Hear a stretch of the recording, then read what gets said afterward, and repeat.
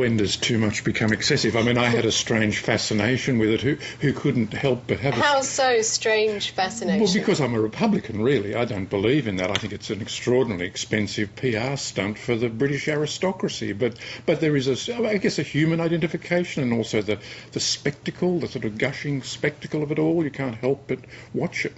And interestingly, it was the media who paid all the bills. For example, I don't know if you heard that to get a position in front of Buckingham Palace, that was about £6,000, and it obviously went downhill according to where you were there. But the media paid so that the public could go for free. What do you think about that? Well, I think it's good for the media to pay. I mean, that's a good cost recovery. I mean, the whole royal family, I think, should be on cost recovery.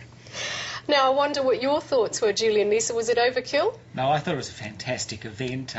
I thought that the young couple looked terrific. I thought there was a real sense of celebration, not just in Britain, but all across Australia. There were people who were both monarchists and Republicans tuning in to watch a terrific event. And that's the magic of constitutional monarchy, that you've got this family who are above politics, who represent service, and who can provide leadership to both Australia and a whole lot of other nations around the world. OK, David McKnight, hold those thoughts, because as Julian has mentioned, this is obviously going to arouse some kind of Republican feeling. Let's listen to some of the views that have been expressed on that this week.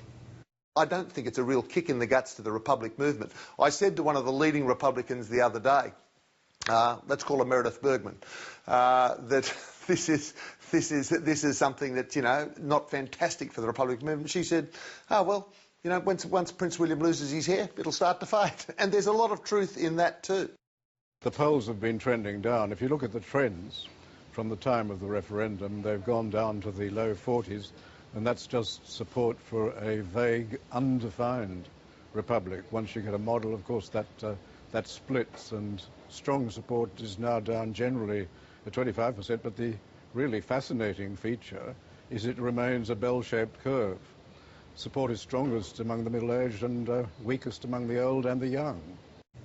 David Flint there. Well, David McKnight, let me ask you, Julia Gillard commented that she hoped William would never be Australia's king. Why is it, though, that as a nation we can't seem to get the timing right to actually make Australia a republic? Well, I guess that's politics, really. I mean, Australia is split over whether we should elect a head of state or whether we should have, I think, a better option, which is Parliament jointly and unanimously decide who should be our head of state. And I mean, while that split goes on, you still have a lot of people favouring a republic, but they are divided on how we should get to that point. So you're basically saying that not enough people believe that Australia should be a republic?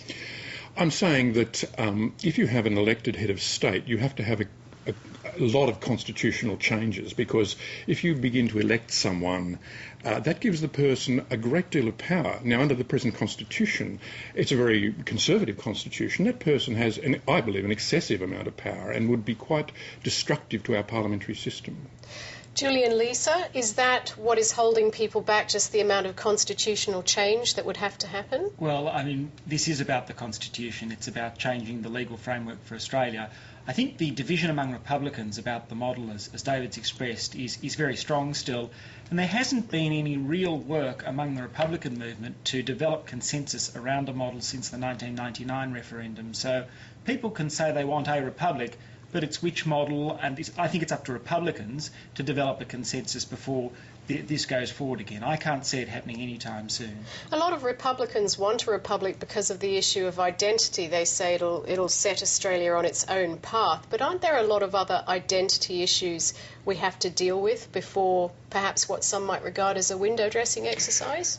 I think it is, to some degree, window dressing. I mean, I'm a Republican, but I don't think it's the most important issue. It's not top of your list. It's not top of my list. And I mean, there are issues about identity, about Australia as a former colony, settled in a country not our own. That is a big issue, as everyone realises. Much more important in many ways than a republic. I was going to say, we're going to have later this year, or in the next couple of years, a referendum on whether we should have some acknowledgement of Indigenous people in the Constitution, whether we should acknowledge local government. These seem to be the constitutional issues at the moment, and the Republic issue really seems to have died because it's lost the momentum because there's no model that people are united behind. Do you think Australia will be a republic in your lifetime? I actually doubt it, because I think that people... the wonderful thing about the monarchy is its ability to reinvent itself, and we saw a partial reinvention last night, and I don't see that the Republicans will be able to heal those divisions. Okay.